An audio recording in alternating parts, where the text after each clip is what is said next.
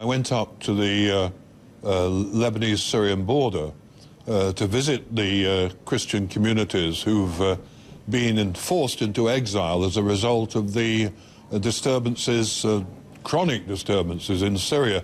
And I was extremely interested in your last report because I got news some time ago that parts of the so-called Arab Spring had been dominated and hijacked by jihadists. For years, you know, in Syria, Christians and Muslims have lived together in harmony. And now, many have been facing active persecution and have been forced into exile. And those were the people I visited, first of all, in there. And it was a tragic scene. Describe for us that scene. Describe for us the plight of those Christian refugees. Well, they're being forced over the border. There are about 250,000 individuals who are being forced across into Lebanon, probably more. It's very difficult to get an accurate estimation. They're living, some with families, some in rented ramshackle accommodation on the border towns. They're having to pay, if they're renting properties, $200 a month and $100 for fuel. They're earning, if they can earn, $10 a day, most, $15, not regular employment. It's just a very difficult experience for them. There's no hope for many of them for going back. They've lost their homes, they've lost their job. And the great point about my meeting with Hezbollah is this, that Hezbollah have formed themselves now into a political party. They've formed an alliance with the Christian groups in the country. And it is absolutely vital that Lebanon holds together as a nation rather than divide. And the only way for that whole region is for there to be reconciliation. And that is why I went to see Hezbollah.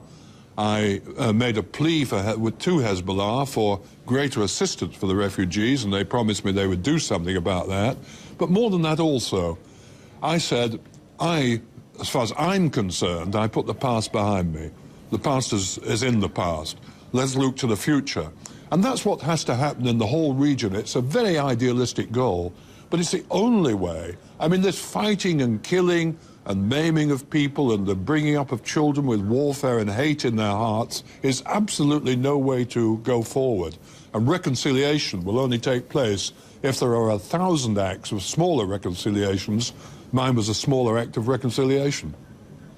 And would you say the fact that you went back to the place where you were held in captivity and to talk to the people who held you for 5 or so years in such dire conditions, would you say that the fact that you went back there to talk to them, it shows you, or just highlights the importance of this mission to and it's close to your own heart? It's close to my heart because I do care about people in that region. I do care for Lebanon. I said to Hezbollah, you know, my sufferings are nothing compared to what the people in Lebanon and surrounding nations have faced. Lost their homes, lost everything.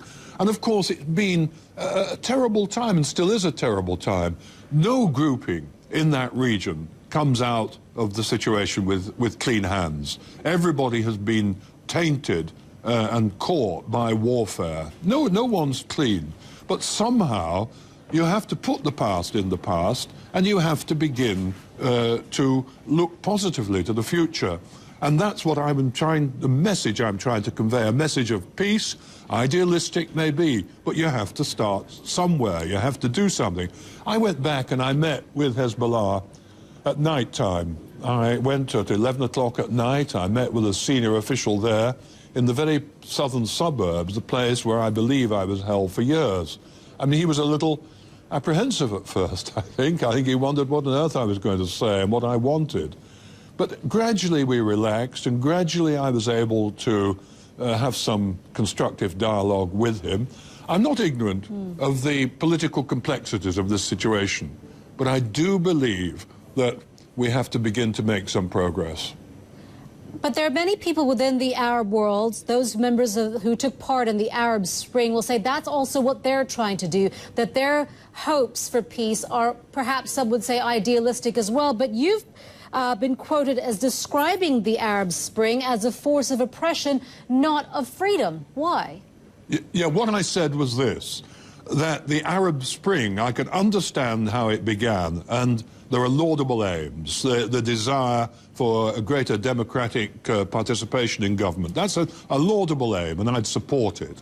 What I went on to say was that in my view, and this has been substantiated by your earlier report, parts of the Arab Spring in Syria have been hijacked by jihadists. And that is a very, very dangerous situation, as we see where the active persecution of the Christian communities take place. That's a bad thing.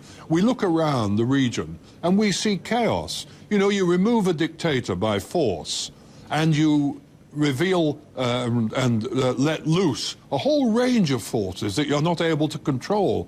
And the situation in Syria, of course, we know is rapidly getting totally out of control. The big question we have to ask and the big question we have to face is how in these situations do you encourage change to a more democratic form of government other than by warfare and violence? I mean, we've seen enough of warfare and violence over the last years, and that region has been totally wrecked by warfare and violence. The big question is, how do we encourage change? I don't know completely the answer to that, but I'm pretty well convinced that it's not going to be the way of war and violence. That's going to create more chaos for people.